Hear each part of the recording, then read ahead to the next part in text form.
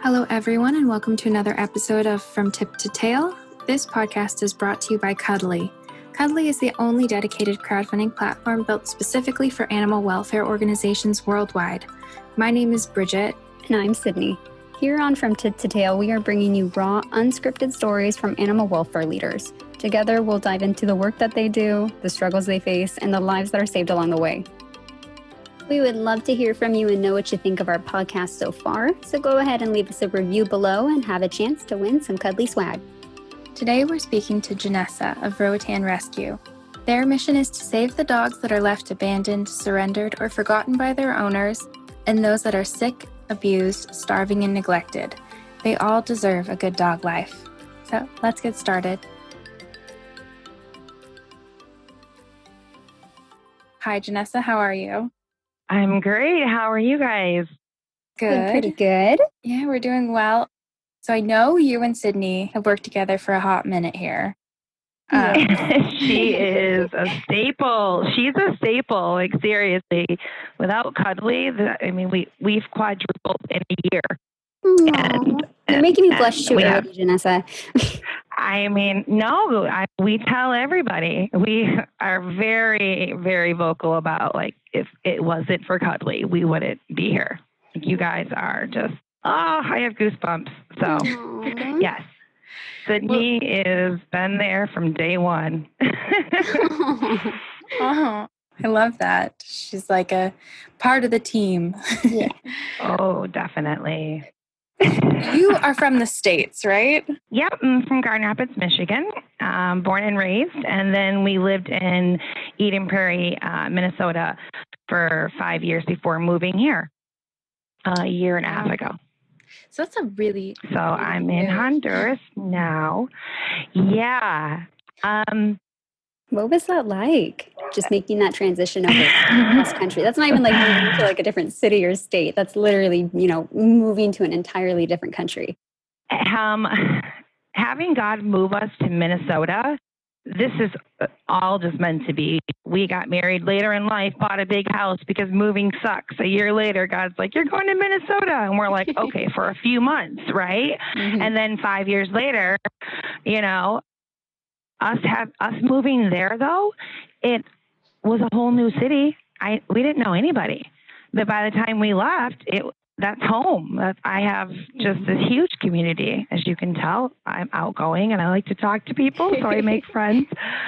But that prepared us to be like, okay, you know what? We're used to being away from our family and friends and visiting and coming back every 3 months, which we had been doing for those 5 years. So it didn't really feel super odd to just be like, okay, we'll go back to the States every 3 months on a plane instead of driving, and it'll be the same. It was the absolute hardest year ever of my life, and I've been through some stuff. A friend of mine recently asked, and she's like, would you have gone through everything you've gone through if you knew what you were going to go through? Mm-hmm. And I was like, well, yeah, of course I would, for the animals, If you knew where it was going to be. Exactly. I mean, I never thought we would start underneath a house in the city on the island, dirt floors. It's very, very island living. Mm-hmm. And then we moved to this little spot of paradise that had 2 little houses on it so the staff could stay there. Mm-hmm. And then we moved, and we moved 4 times in 3 months to keep the dogs from being put down or just taken and seized. And that was the really, really hard part, because that at that time just kind of like bankrolled us, because we had to keep spending money to move and put fencing up, but we made it through. I mean, we did because of you guys, and the dogs are safe. And now we have this 1 acre cleared, beautiful sanctuary for them, and they're living their best lives. Of course it was worth it. No, I'm surprised Sydney hasn't moved down there already. I know she's made some open threats. I'm waiting. talked about it. But I do want to know, Jess, what made you like out of everywhere you gone, like what made you want to go to Honduras? So moving to Minnesota, we found this TV show called Caribbean Life, and just like a very large handful of people we know that live here, they came down to explore. The very first time that we came down, I was the crazy lady that was parking her rental and walking around feeding dogs and handing stray food out. This little girl ran up to me, and I've always wanted to start with the kids programs. I've always wanted to teach the kids because teaching them changes the whole culture, doesn't put a Band-Aid on it. So she ran up and said, "Hey, can you come with me to feed my dog?" And she's like 7. And I'm like, "Of course." And she grabs my hand, and not like 2 steps later, she looks up. She's like, "I don't have a dog. I just wanted to come with you." I just felt God was like, you know what? Yeah, you guys are down here to like check it out. We checked out another island, and I just felt called to it. I mean, the kids, the community, the transformation from when we first came here from net to now. I mean, the dogs are off the streets. There's of course sick dogs, but people weren't out there. Other rescues weren't out there feeding the strays. So you saw just horrible cases, and now like that's a norm for all the rescues here is to pass out dog food to the strays. And so you see these kids, you see the older gentlemen, you see, and it's like, oh my gosh, this transformation, you know? So pretty much from the first time we came down here, I saw the need, I saw the kids, and I was like, yep, this is going to happen. Yeah, and I kind of never, I mean, yeah, but in the back of my mind, I'm like, okay, we're going to move down there in 18 months. All right. And then it's actually a reality, and you're moving your 2 pugs to a Caribbean island, and they're not happy at all to be in the travel airplane crates. And we get here, and it's just like, yeah, I felt called here the whole time. I mean, sorry, I was rambling. It felt like home. Cool.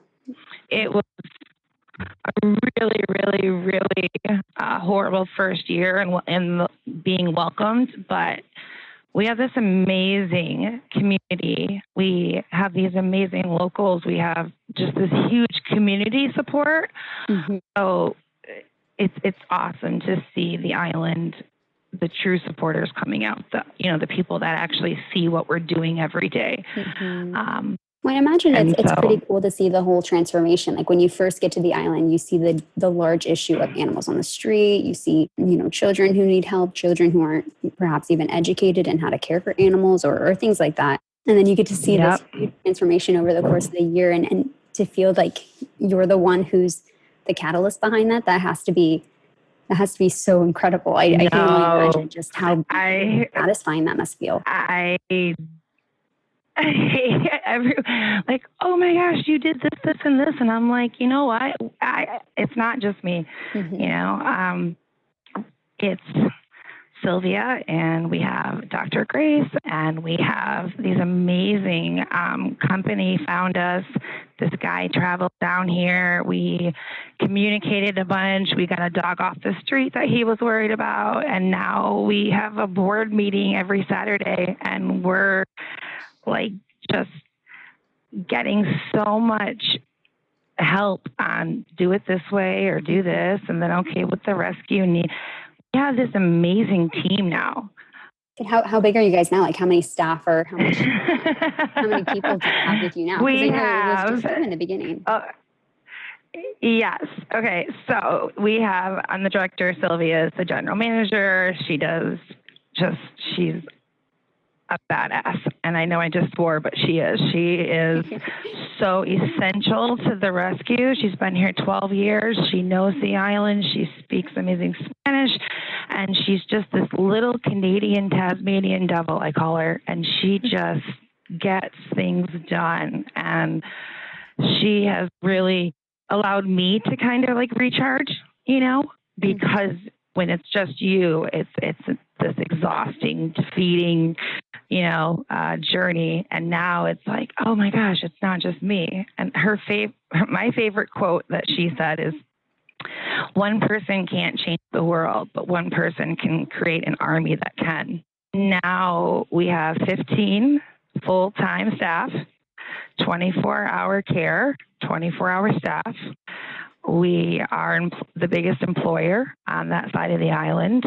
The entire town pretty much works for us. And, it's a true sanctuary. And it's absolutely amazing to know we're on like day 100 of being locked down. So you're allowed to go out on certain days, and the rescue's an hour away from where I live. So I don't go out there all the time. And especially with lockdown, my day to drive is Friday. But knowing that Sylvia and Dr. Grace, they live in town, they're there, the staff's there, I get pictures. It's an amazing feeling to be like, wow, it's not just me now. We got this. People behind you. Yeah. And that's just here on the island. I mean, we have Sydney's always like, what can we help with? Da, da, da, da. We have people back home, a true community that is taking care of and helping and caring for the rescue now. Well, so you said it was so hard getting started and you had such a pushback. So I guess how do you make that community? I mean, it sounds like it was a lot of work for you, and maybe looking back, you have some recommendations for other people in similar situations. Yes, it was the hardest year, and I did keep to myself a lot. Sylvia came in at like an essential time where she helped me with all the legal issues, with all the things, different jurisdictions and all this kind of stuff. So she was just such a guiding light. It was amazing because I'm like, what do? I need a lawyer. And I just kept going into the community. That's not the norm here. It's not the norm. And I don't want to talk badly about anybody else. They're all like, everyone's really doing such an amazing job for the animals here. But since day one, I've gone into the community, up the hills. I mean, today, it's just every day when I go out, I go into typically where you don't see people just venture. You know what I'm saying? And so that's created this just amazing community all over the island. And these people are like, hey, I got your back, and I told this person to stop talking, and she might have an issue, but you helped me and you saved my dog's life. And and it gets to a point where you're just kind of like, wow, I'm just really trying to live my purpose, and I never thought I would be attacked like this. I'm trying to help the animals. If you don't like me, that's okay, but like, really? My church community, our community contacts, just keeping around those people. And they were just amazingly helpful because, I kept to myself a lot more, and I was just horribly stressed, but it was worth it. Absolutely. I mean, what's the culture like there with animals? Because, I mean, you just said you helped and you saved my dog. I think a lot of people don't picture maybe people having pets in Honduras and maybe just like a lot of like really terrible situations, which I'm sure happens. I mean, if it happens in the United States, certainly it's going to happen in a lot of other places. So what is the culture around animals there? I have seen the community culture just completely do a 180. And okay, so when we first got here, it was very much, I say, oh, it's like I see a deer at home. I see it. It's there. I don't want it. I don't need it. It's just, you know what I mean? Like, whatever, you're there. That's kind of how island dogs are. And so they're everywhere. People do have dogs. A new family we're helping just took in, I went there. They have 4 adult dogs. 2 of them have 4 puppies each, and they have nothing. And they're like ecstatic that I stop and bring dog food. It's just completely transformed. It really has. I go to the community and people are like, hey, I did this and this, and people yesterday, we have like 7 different drop sites where we drop dog food, and then people bag it and drop it and bring it all around the colonials, which is like hills and hills and hills. And they volunteer to do that. And it's so cool to see these families. And I stop and hey, and they come and they're so excited. And then I get pictures for all the times they pet. And it's like they're excited and thankful. They had this, they know the animals, they see them, and then it became, we're going to teach you a little bit about it. And interacting with them seeing us interact with their dogs, and just making them more comfortable with it and knowing a little bit more has just transformed. Yeah.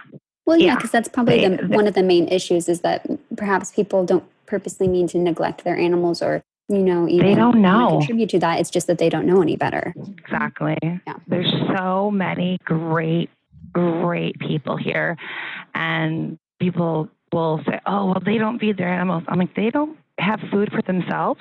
Please don't attack them. They really do care. And, yesterday we had somebody drive across town, which is like an hour from where they are, to the rescue because their puppy was sick. That never happens. It's typically like, hey, when are you going to the rescue next? Can you pick up our dog? And now I just posted a picture today. One of the dog's owners came by yesterday and was taking selfies with him. And I got so emotional because I was like, oh my goodness, did they take him? And they're like, no, they really want him to be fixed. And I'm like, yes. And so it's not that people don't want their animals to be fixed, which is a very misconception here, that people say, oh, it's demasculating.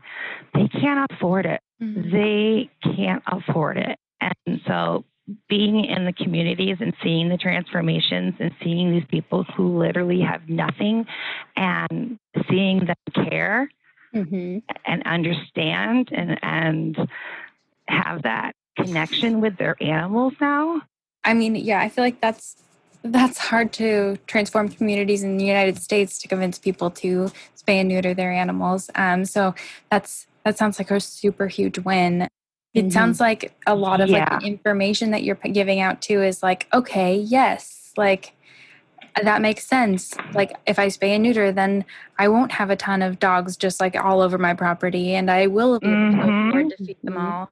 Well, so is your husband part of the rescue as well? Because I feel like I can't get a significant other to barely go to lunch with me. So I as I'm using his work phone, I made him leave the house. He works from home, obviously, because we're in Honduras. That was duh. I was like, I need your Wi-Fi phone. He is very, very supportive. He runs our rental business back home, and he has a finance business he's done forever. I give him a lot of credit because I just got I had my foot cast. I broke my pinky foot area, but he would drive me to the rescue all the time, and so he's super supportive. I've come home with a monkey. I've come home with a puppy. Yeah, I've come home with kittens, and he's like, okay. When he proposed, he said, "Are you taking your dog?" And I said, "You mean my dog of 6 years, and you're like a year in?" I'm like, if anyone's not coming to the new house, it's you. And so I've had my dog 11 years. I've had my husband for 8, and I tell that to everybody.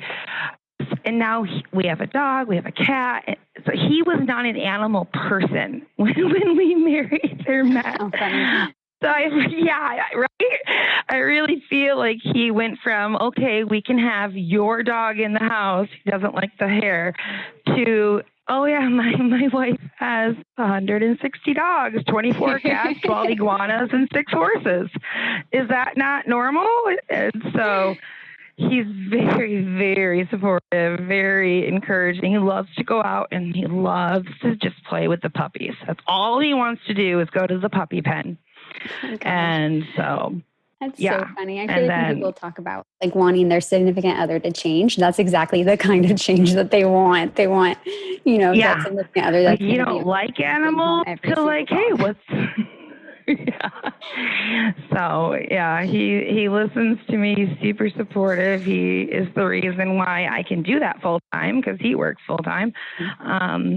And so, but yeah, I give him so much credit, and I'm like, oh my gosh, thank you for this, and and then people will be like, wow, thank you so much, you're so supportive, and he's like, nope, it's all my wife, and I'm like, no, because you have to put up with me. And you're the one that needs to be supportive too. And so it's been awesome. It is. He gets very excited. But like I said, puppy area. He doesn't go out and play soccer with them. He'll go into the senior center sometimes, but 99% of the times it's look at the puppy, look what the puppy did. Yeah. Well, and I did want to touch base because I know earlier you said that you brought home a monkey once, and I do remember Emerson. We did do a little cuddly campaign for him. So it isn't only dogs and cats that you're helping and rescuing; it is other animals as well. Correct? Yeah, I did not plan on I just did our first newsletter of 2020, and I sat down there. I was like, I stepped out to find out, as Joyce Meyer would say, and God hit the gas pedal. Did not expect to have any animals that weren't dogs and cats. Joked about it a lot when we were doing our logo. Everyone's like, add an iguana, put a parrot on there. And I'm like, no, you guys are hilarious. Now we have 12 iguanas because we're keeping them for birth mating program. The locals eat iguana. And right now that we're day 100, they are gone from the town we're in. You cannot find one. So in that area, yeah. So we're very happy that one of us, I won't name, just showed up. Look what I got. I'm like, I know. Oh, they were going to eat them right there, and you didn't know. Okay. And then that turned into more, and now the staff loves it. They're so happy because they're like, yeah, we can't find them anywhere. And then horses, yeah. No birds. We tried to help a bird. That didn't work. A monkey. Yeah. No dolphins or whale sharks yet. I'm waiting. You're waiting, patiently waiting for the one that needs help. Just, dolphin comes up. But I know, right? That does sound so amazing. It's just crazy. I mean, last year we had 40 dogs and like half an acre or something, and it was perfect and beautiful and great. And now we're at 160, and we have running track and senior center and a lazy area, and I mean, that's incredible. Yeah, and within a year too, just that type of growth, that's incredible. That has to be just like mind-boggling to like even get your head around. And it wasn't intentional. I mean, none of our animals have come in just because, you know what I mean? And so it's like, well, they're like, well, how can you keep having animals come in? You're at what? And I'm like, if they need help, we're never going to say no. Are we over full? Yes. Do we have like 5 on the way out because they got adopted? Yes. Like we are doing a really great job with that. But there's always going to be animals that need us. And we're not the people that can just step over it. You know what I mean? Were you doing a lot of rescue work before you moved to Honduras, or was it the dogs specifically there that you were like super called to? I've done like rescue stuff my whole life. You know, our 2 pugs are both rescues from, what is that, petfinder.com site back in the day. And in Minnesota, I was a home checker. I wasn't trusted to go to the actual shelter. I would have come home with all of them. So my husband and I, agreed that being a home check for fosters and adoptions would be better. So it was a really, really cool way to like help and work with the rescue and be involved and not, be like, what do you mean we can't have more in our one bedroom apartment in the city? What? And it's always been my dream. And so I didn't get super involved in Minnesota. I didn't know how long we were going to be there. And the more I thought about it down here, the more I was like, all right, I have this opportunity to actually live a dream. Let's do this. And so just kept selling all my stuff. I had a little home boutique. I did clothing and styling, and it still is crazy to wrap my head around that. Like, I live here and I do this, and this is like a year and a half in, and look what we've done already. And it's like, oh my gosh, we can actually make our 10-year goal, no strays on the island and all the animals fixed. And like, it's crazy even to talk about. I'm like, what? What do I do? What is this? Definitely. Yeah, it's way bigger than I thought we would be, but that's okay. Yeah. I mean, I think we all have those like little dreams that we're like, but it's a dream. And like living in your paradise, like you're like something so great. Yeah. Like living on a paradise island with like surrounded by adventure. That. Everybody was like, how can you not be happy? You live in paradise. How can this and how? And I'm like, oh my gosh, I wish you knew how hard and difficult it was to live here for the first year. I mean, it was, and so. But the hard work's paid off. Absolutely. Oh, absolutely. Absolutely. Yeah. But it's like, yes, I live in paradise. No, I'm not at the beach all day. And yeah, when we started the countdown for 18 months, this is after we did the research of like which islands are easy access, have veterinary care, our dogs are our kids. So that was like number 2. And Roatan was just made the list, and it just felt like, yep, this is going to happen. And at the same time, sure, I'll go to, you know what I mean? So to be like, wait a second, it's June. I looked back last June. Whoa, to actually step back and look at it, still hard to wrap my mind around everything. It's like, wow, I just do it one day at a time. We're just helping the next animal. So it's crazy that this is what the year has done. Definitely. I mean, and you even said too, it was so hard, but you do it all over again. And that in itself is so inspiring, and it speaks to like your character, and you're like, nope, you know what? Sometimes life is hard, but it pays off if you just keep going. Yeah. Yeah. We were having a conversation about it a couple nights ago with friends, and my husband said, she got super offended, me, when I looked at her and said, I thought you would have quit by now. He's like, it's gone past the level of, and I don't want to get into it with you guys, but like, it was a really, really scary time. And I was like, you know what? If I back down now, I'm not helping the animals. I'm not doing my purpose. I'm okay. This is scary, but I can't go, oh, well, I tried. I just gave up,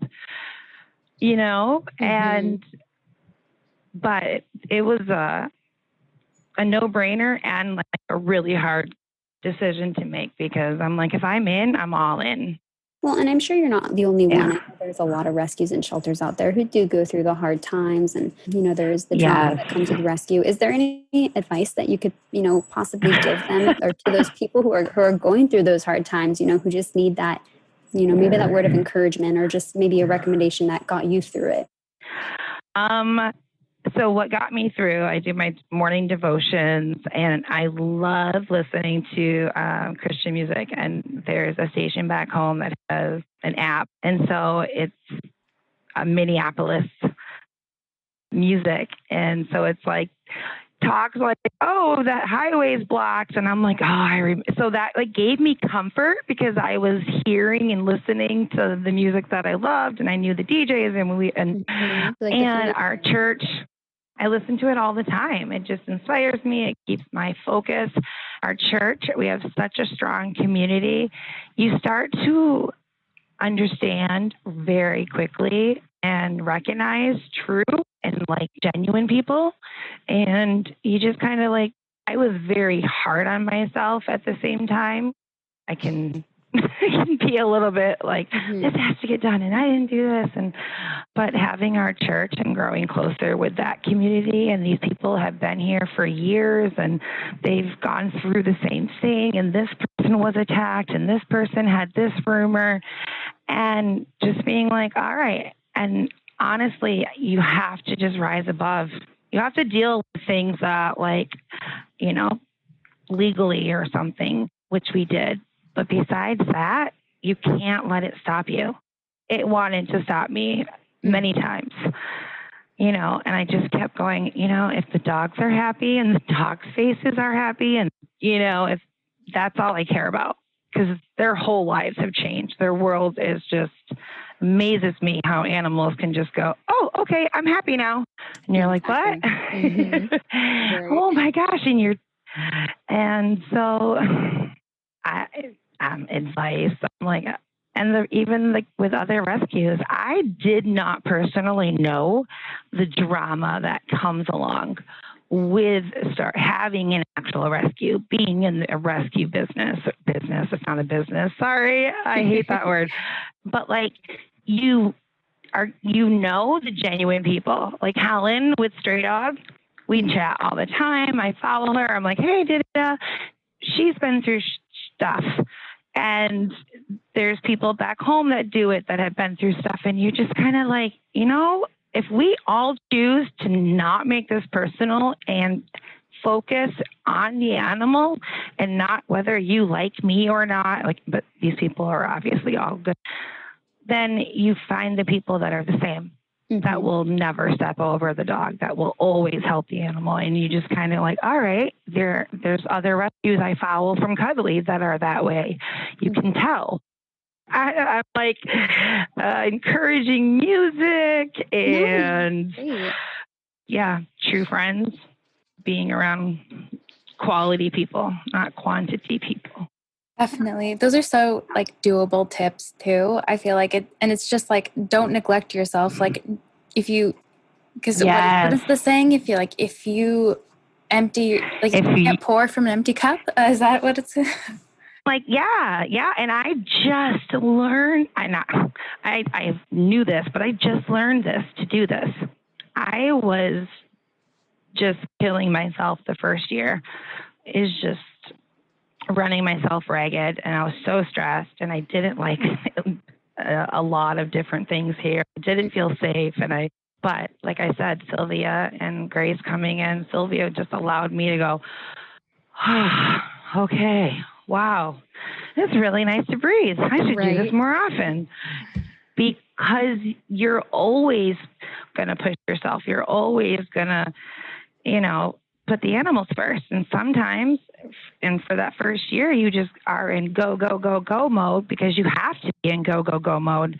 And you don't realize how burnt out you are. I'm still learning it, so don't quote me, but I'm trying to do that more and more. And the lockdown and breaking my foot actually made it so I couldn't be out and about as much. And so a silver lining is, this has allowed me to go, oh, wow. Right. It's forced you to take it I really... Yeah. And then I'm like, wow, I feel so much more energized and wanting to do more because of it. But man, stopping to take the breath, that's the hardest thing to do for yourself in rescue. Oh, I can only imagine, especially when you're just like looking around and you're like, but there are more animals to help. Right. Yeah. You can't turn it off. You can't, but I don't want to turn it off. I don't want to be one of those people that can drive by and just put that mental shield up. That's not going to help anybody. Yeah. So. Yeah. Well, so I'm wondering if you can maybe, I know you've had so many. I mean, obviously you've had so many fundraisers on Cuddly, but I'm wondering if there's one story that has stuck out to you. I mean, because really that's what all these are, just like these amazing like journeys that these animals have gone through. Just one? Oh, that's like really mean. Oh my goodness. I wrote down, I was like, okay, so, oh my gosh, you're so mean. Rocky just did his first video. Rocky was the fight pit bull used for fighting. His eye was hanging out. Mm-hmm. He had heartworm. His nose was bleeding everywhere. He is our mascot. He just did his first video. Dr. Gray shot a video on Snap Test and how important they are and why we need them. And Rocky was the patient because Snap Test saved his life. You know, and we got him because you guys were here and we got medical care. So and then, I know, little Miss Lucy started the bomb that went off in our lives, but she was worth it. And she has a forever family and she's TVT free and she is a diva and she is happy and I see her all the time and she lives on the deck and you show up and she just starts shaking her. Oh my God. Do you remember Lucy, Sid? I do. I was going to say, for anybody who's not familiar with Lucy, you could tell right away she was going to be this cute, like the cutest dog you'd ever seen in your life. She's this tiny little black dog. She was super emaciated, super malnourished. She had skin infections all over her. She had TVT, like literally everything you could possibly imagine being wrong with an animal. Yeah. She had. And now she's absolutely spunky. Her hair has grown back beautifully. And we'll put some pictures. And her tumor was like the size of her head. I mean, I could not. It was so, oh my gosh, because she was so little. Like, wait a second, how is this so big compared to you? And now, but a bomb went off with her and over her and all this. And at the end of the day, I love how happy she is. Right. Yeah. She deserves that. She's spoiled.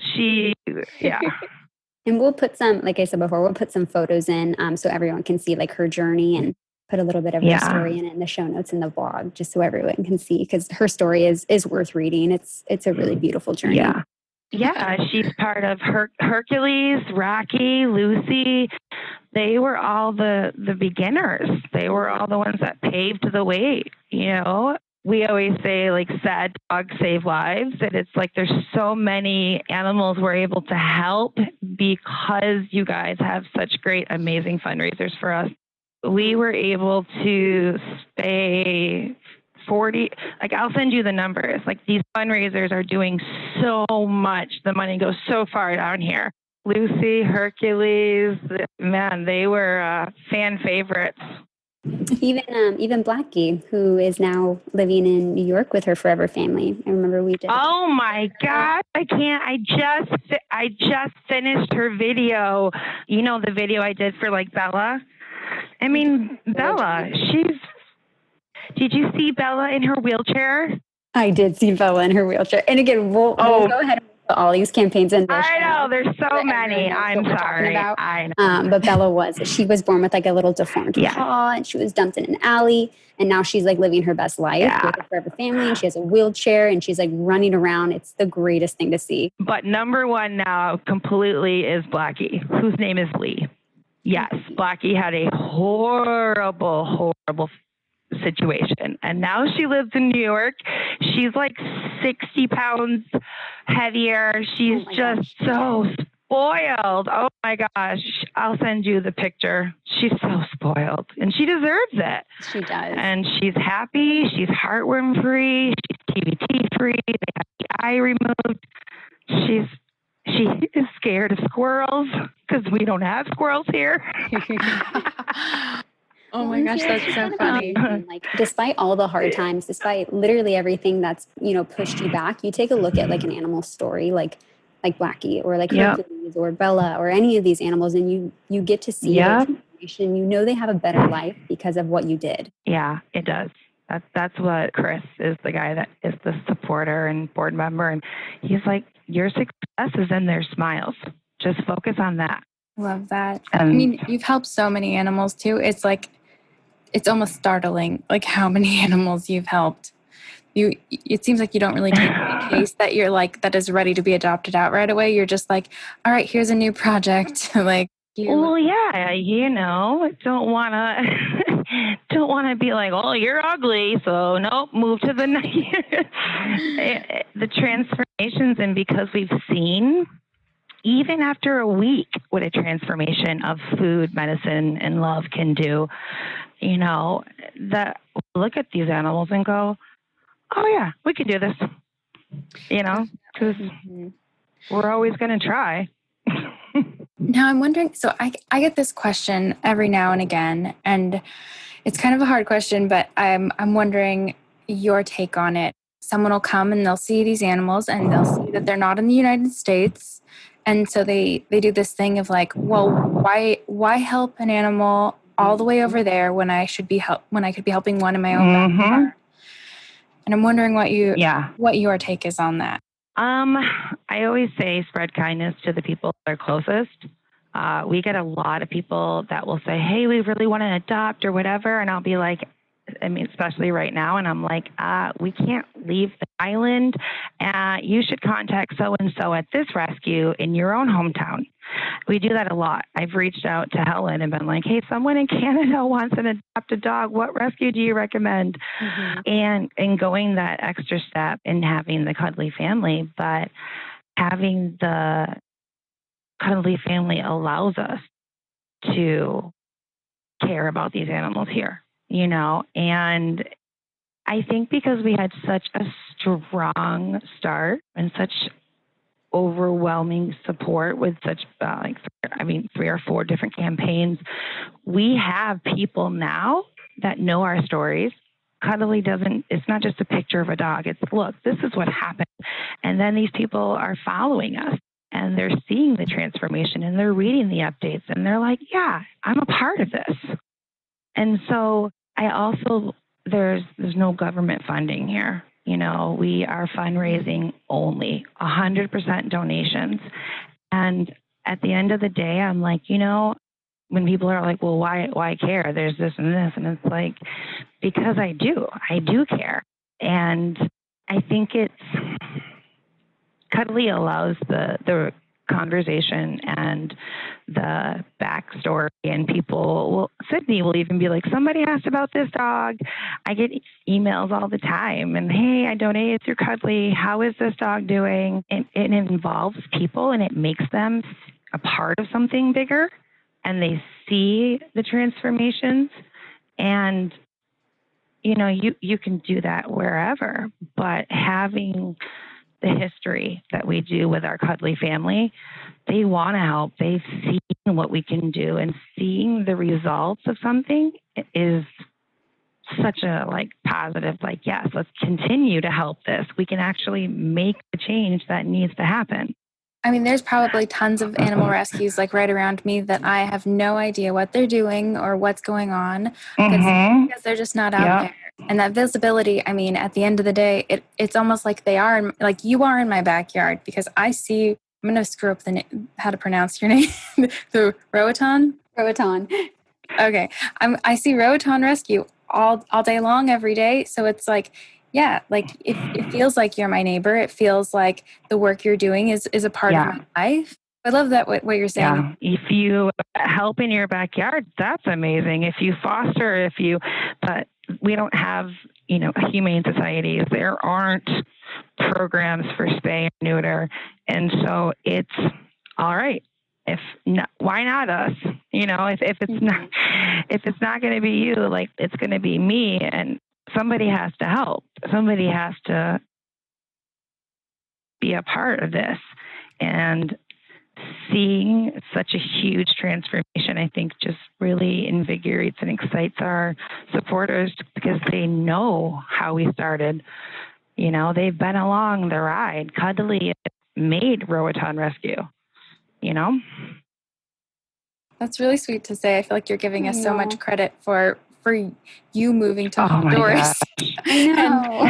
I'm the hands and feet. That's what I say. I'm the hands and feet. That's it. I can't do it. We moved here and I got a cross tattooed on my thumb on my left hand because I've always want to remember like I'm doing His will. This isn't about me. When people are like, "Wow, we're so inspired that you moved here," and I'm like, "Well, this is how I felt called. It was crazy, you know." And so, but if it's just me, I can't do anything. We spent over $60,000 on veterinary care last year. That's cuddly. I can't emphasize enough. Okay, your egos are good. Next question. I'm blushing this whole entire episode. Yeah, for being a rotten rescue, you're giving us a sweet. Well, Sydney was supposed to be here like 8 months ago. I know. And shush! Don't. Our boss listens gonna be an adult and look for. I know. I'm still planning it. I still want to come so desperately. I really want to see the sanctuary. You guys, get my hands and feet dirty. See, you're like, you know what? She said that we are the rescue, so we're going down there and we're gonna do a Roatan Rescue, and I can't wait to tell everybody you pronounce Roatan. That is my favorite part of this call. Roatan Rescue. It's going to take me a bit to get used to it, too. I've been saying that for months. You've been saying it for months? Nobody thought Roatan Rescue didn't sound good? No, I don't know. I just blame my English teachers. I don't know. My husband came home from lunch and my friend Lily's like laughing, like, Rotten? I'm like, yeah, instead of Roatan, it's Rotten. Oh my gosh. I'm never going to live this down. It's creative, though. No, I'm going to get you a shirt that says Roatan Rescue Supporter. Well, so do you still have your 2 pugs down there, too? Yeah, yep. My 2 pugs are right here, sleeping on the couch. Lazy American dogs, we call them. They have no idea how good they have it. And we have a cat that is from the island next door that's 3 years old and crazy, island titty. And then the 160 dogs at the rescue, just a few more, just a couple more. Yeah. Well, so we have some kind of fun questions. So you can pick any of your okay. But I have a feeling you might pick your pugs because it sounds like you've been together for too long not to. All right, let's see. Okay, so what is the naughtiest thing your pet has ever done? Naughtiest thing my pet has ever done. Okay, so I told you we got married, we bought the house, and we bring Elias over. He's 6 years old. He is loving that he's got all this yard to play with. He's just everywhere, and he's happy, smelling. Well, I lived in a condo. I lived in so he's never dug his whole life, never. And all of a sudden, I look outside and our new beautiful yard, and all I can see is his tail. That's it. He had caught the smell of a chipmunk. I can't say it loud. Of a chipmunk, and started digging. He did that. We covered it. He would do it again. He made the biggest holes ever in our big, beautiful, nice green grass. I was like, look at this yard. Let's put a hammock out here. And we had to start booby trapping them. Like we were taking plastic chairs and like putting it over the hole and then like putting a weight on it. Like he went nuts. So that's the naughtiest thing because he never did that. And then it wasn't just a small little hole. Like these were like, we need to go buy dirt and fill them back in. Oh my gosh. And so that's probably the naughtiest thing. He peed on me when we first got him, but he was a puppy from a puppy mill rescue. I was like, oh, expected that. I bet that chipmunk was taunting him the whole time. That's probably why it's like a Tom and Jerry situation. Yes. I can't even say it now. I can't even, I say it and he just go like, what? Where is it? Where? Oh, Okay. they're silly little things. Well, so then if they could talk, what would be the first thing they said?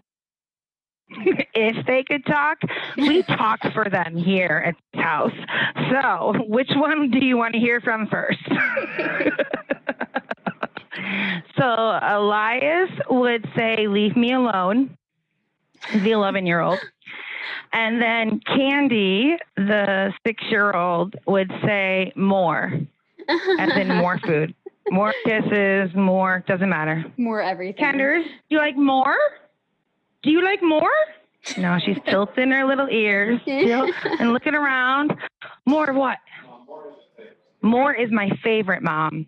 Yeah, we talk for them. Next question. I sound crazy. I know. No, I love it. I know a lot of pet owners that talk for their pets, so let's not judge. I do. And so, oh my goodness. the last question I have is a little bit heavier, but so if you had to pick one life motto, what would it be? Step out and find out. Oh, I like that. That's how this all started. I like that a lot. So, I've never heard anything like that before, too. It's kind of scary. That's a scary life motto to me. But like it comes up in the Joyce Meyer devotion that I used to read all the time, and now I do Proverbs 31 devotions.